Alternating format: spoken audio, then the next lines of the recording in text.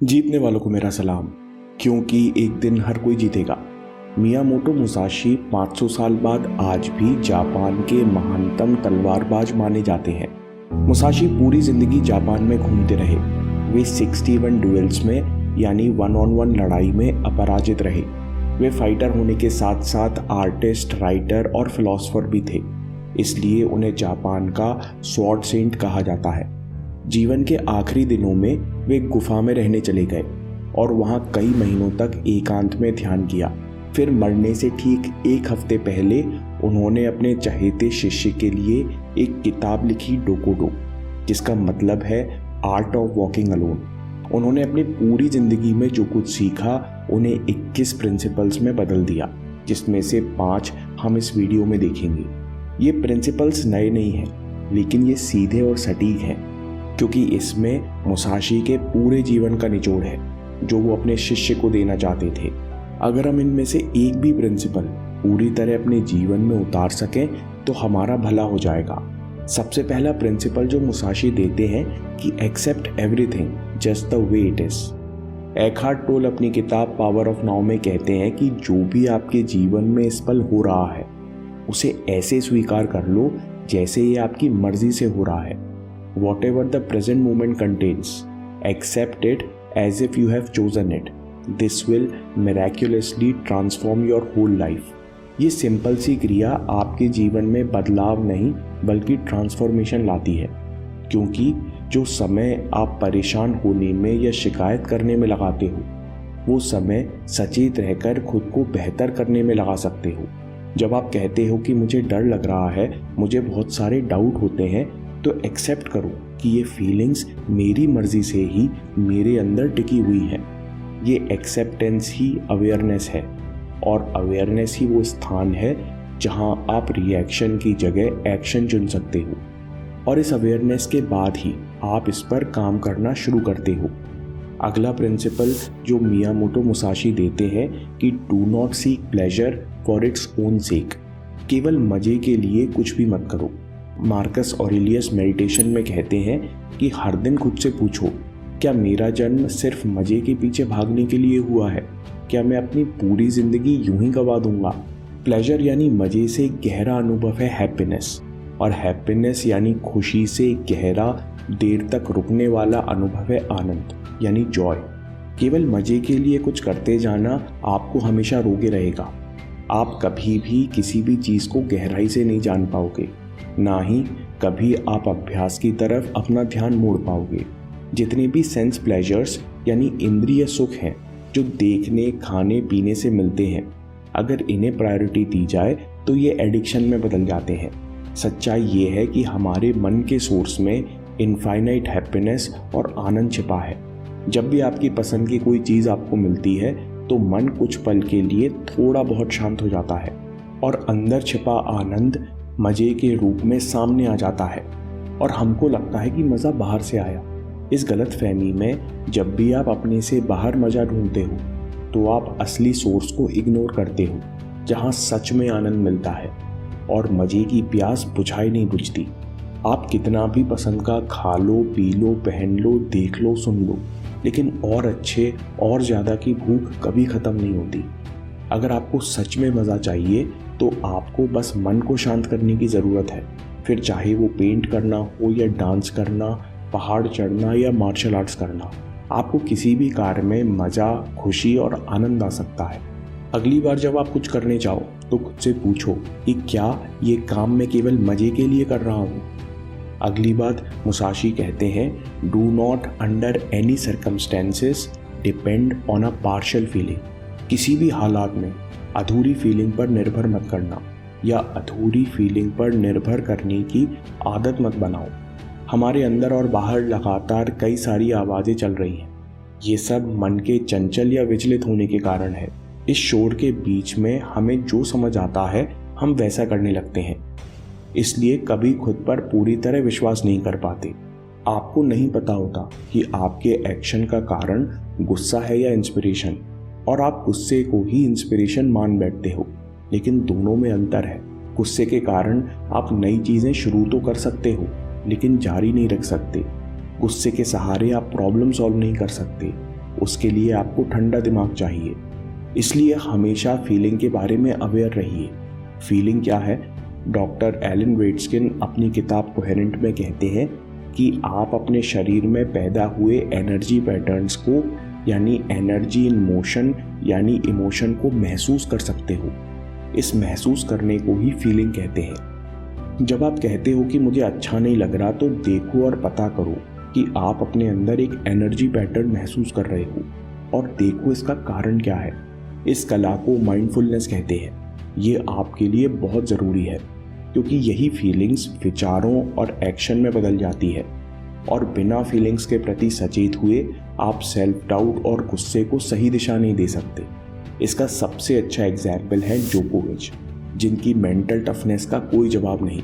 वे पिछले 10 साल से मेडिटेशन और माइंडफुलनेस का प्रयोग कर रहे हैं।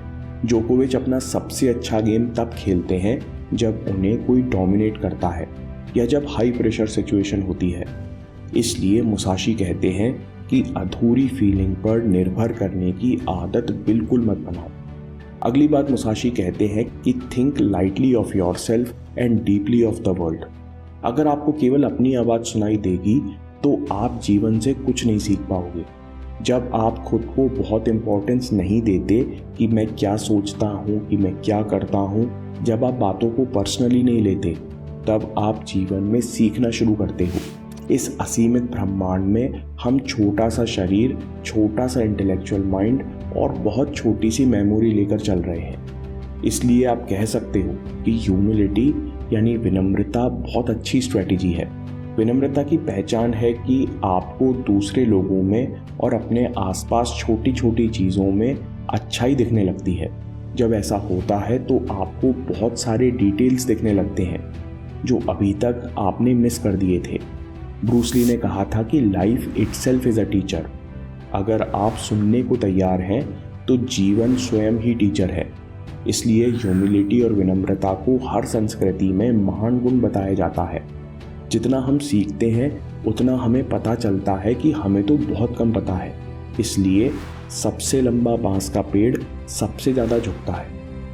अगला प्रिंसिपल जो मुसाशी देते हैं कि do not regret what you have done. Arrow of time physics में कंसेप्ट होता है जो कहता है कि एटम से लेकर पूरा ब्रह्मांड समय के साथ एक दिशा में आगे बढ़ रहा है। जीवन भी समय के साथ आगे बढ़ता है। केवल आपका ईगो है जो उल्टा भूतकाल में जाने की कोशिश करता है।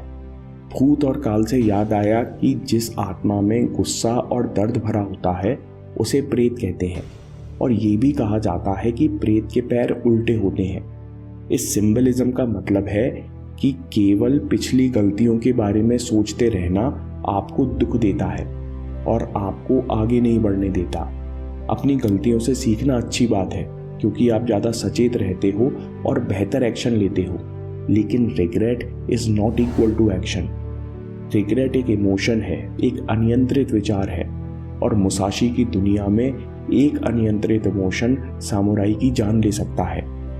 इसलिए जो भी गलती आपके साथ हुई है या आपके साथ जो भी गलत हुआ है उस पर रिग्रेट नहीं करना चाहिए, नहीं तो जो सीखने लायक बात है वो भी आपको याद नहीं रहेगी। दलाई लामा कहते हैं when you lose don't lose the lesson.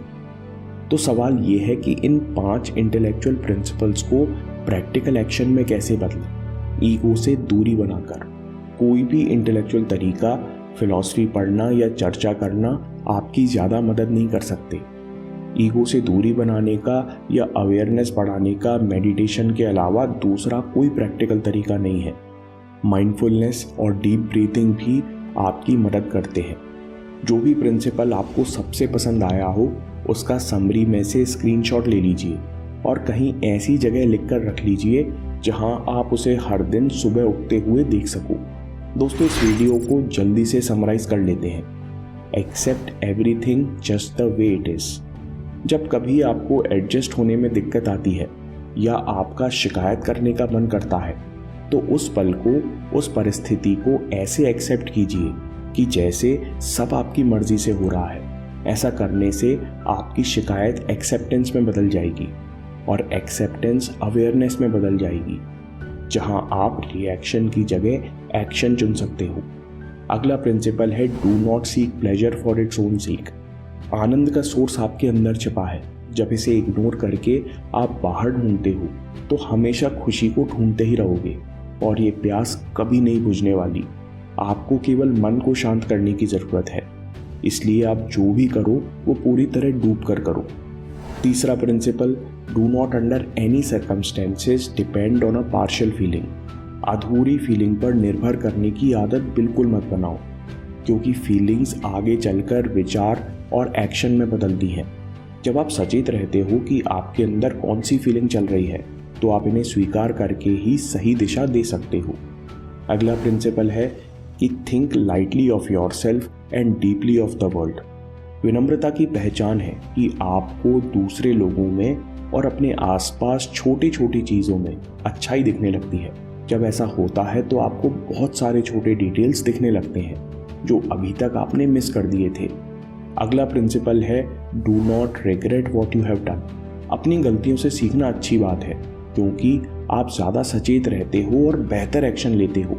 लेकिन regret is not equal to action. Regret एक अनियंत्रित इमोशन और अनियंत्रित विचार है।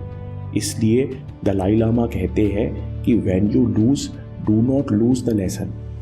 दोस्तों, अगर आपको ये वीडियो पसंद आया तो इन प्रिंसिपल्स को जीवन में उतारने के लिए मेडिटेशन का अभ्यास ज़रूर करें।